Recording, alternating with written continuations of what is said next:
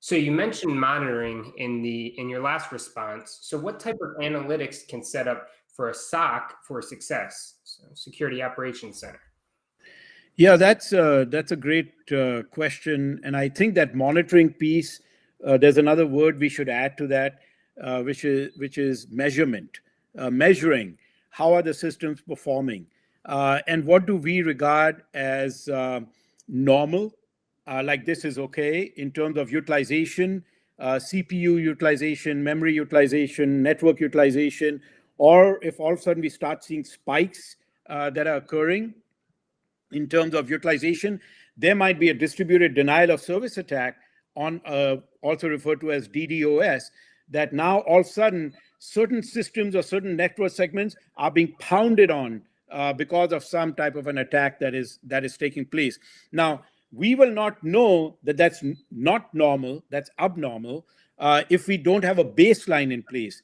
So I think it's very important for organizations to define and understand what's the baseline, and then on the basis of that, define events, alarms, thresholds, that if we see a spike over a certain percentage, before the system actually goes down, an alert is generated in the SOC. Going back to your question, an alert is generated in the Security Operations Center or the Network Operations Center or whatever capabilities that we may have, that there could be some response to that event that may have taken place.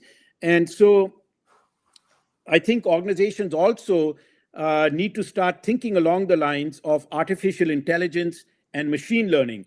So some of the newer security vendors that are out there, and I'll mention a couple, for example, Darktrace or Cylance, Cylance was acquired by BlackBerry.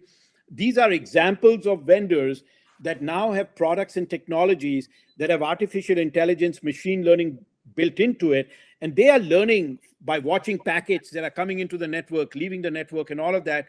And so if they see something unusual, it can immediately react in a near real-time basis. So I think those are the type of capabilities that an organization has to ask of itself. Do we have any, normally an organization may have a dozen or 2 dozen distinct, different security controls that have been implemented. But are any of those controls such that they have AI, artificial intelligence, ML, machine learning capabilities that have been built in that allows us to have near real-time monitoring?